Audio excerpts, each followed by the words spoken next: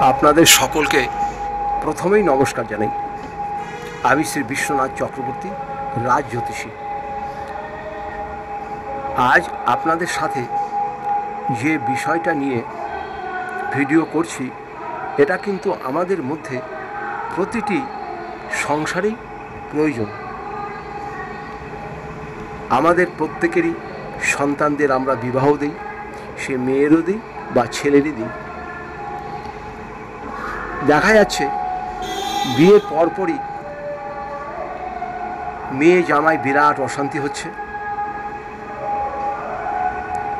এই অশান্তিটা কেন হয় বা অশান্তিটা যখন হতে শুরু করে তখন কিন্তু অশান্তি এমন একটা পর্যায়ে পৌঁছায়, সেটা কিন্তু আমরা অভিভাবকরা কিছু ঠিক করতে পারি না। কিছু কিছু সংসারে আমরা এমন কিছু ভুল করে থাকি, তার জন্যই কিন্তু আমাদের সন্তানরা কষ্ট পেয়ে থাকে। তাই এই ভুলগুলো নিয়ে আপনাদের সাথে ছোট্ট একটু আলোচনা করব, আপনাদের প্রতিটি সংসারেই কাজে লাগবে। মেয়ে বা ছেলে যখন শ্বশুর বাড়িতে আসবে, ছেলে হয়তো বিয়ে করার পরে বৌমাকে নিয়ে আসলো, কিছুদিন থাকলো, থেকে ছেলে আবার হয়তো কর্মস্থানে স্ত্রীকে নিয়ে চলে গেল, বা মেয়ের বিয়ে হয়েছে, মেয়ে জামাই বাপের বাড়ি চলে গেল।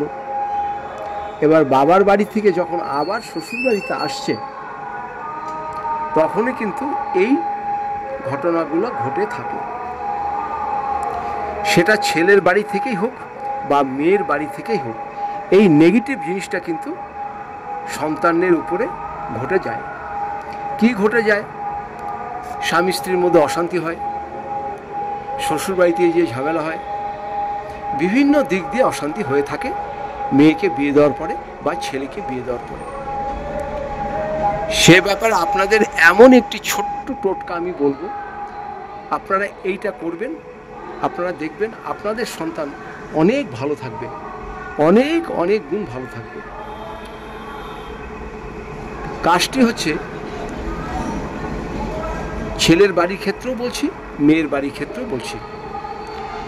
হয়তো স্বামী স্ত্রী কোথাও বেড়াতে যাচ্ছে, বা ছেলে এক জায়গায় চাকরি করে তার স্ত্রীকে নিয়ে বাড়ি থেকে সেখানে গিয়ে থাকবে, বা মেয়ে বাপের বাড়ি গেছে, সে শ্বশুর বাড়ি আসবে, জামাই নিতে আসছে, বা যে কোনো অভিভাবকও দিয়ে যাচ্ছে। এই যে তখন আপনারা যখনই তারা বাড়ি থেকে বেরিয়ে যাবে, পিছন থেকে শুধু আপনারা হাত জোর করে একটা কথাই বলবেন, দুর্গা দুর্গা দুর্গা। মেয়ে হোক বা ছেলে হোক, বিবাহের পরে যখন তারা একসঙ্গে বেরোবে বা একাই বেরোবে, মা হোক বাবা হোক, বাড়িতে বয়োজ্যেষ্ঠ যেই থাক না কেন, হাত জোর করে খালি বলবেন দুর্গা দুর্গা দুর্গা। এই একটা কাজ, এটা কিন্তু আপনারা করবেনই। আরেকটি কাজ হচ্ছে, তারা যখন বাড়ি থেকে বেরিয়ে যাবে, সেই দিন বাড়িতে ঝাড়ু বা ঝাঁটা ব্যবহার করবেন না। যে তারা চলে গেল, আপনি বাড়িতে ঝাঁট দিতে আরম্ভ করে দিলেন, ঝাড়ু দিতে আরম্ভ করলেন। এটা ছেলের বাড়ির ক্ষেত্রেও করবেন না, মেয়ের বাড়ির ক্ষেত্রেও করবেন না। স্বামী স্ত্রী যখন বেরিয়ে যাবে, তারপরে আপনারা ঝাঁটা বা ঝাড়ু বাড়িতে দেবেন না, সেই দিনটা দেবেন না। তার পরের দিন তারা চলে যাওয়ার পরে ঝাড়ু দেবেন না, সে দিনেই যাক বা রাত্রেই যাক, সেই দিনটা আপনারা ঝাড়ু বা ঝাঁটা দেবেন না।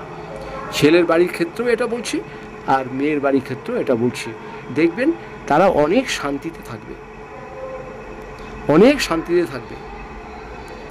ঝাঁটা যদি দিন আপনি, এই ফাংশনটাই বোঝায় যে আপনি তাদের ঝেঁটিয়ে বিদায় করছেন।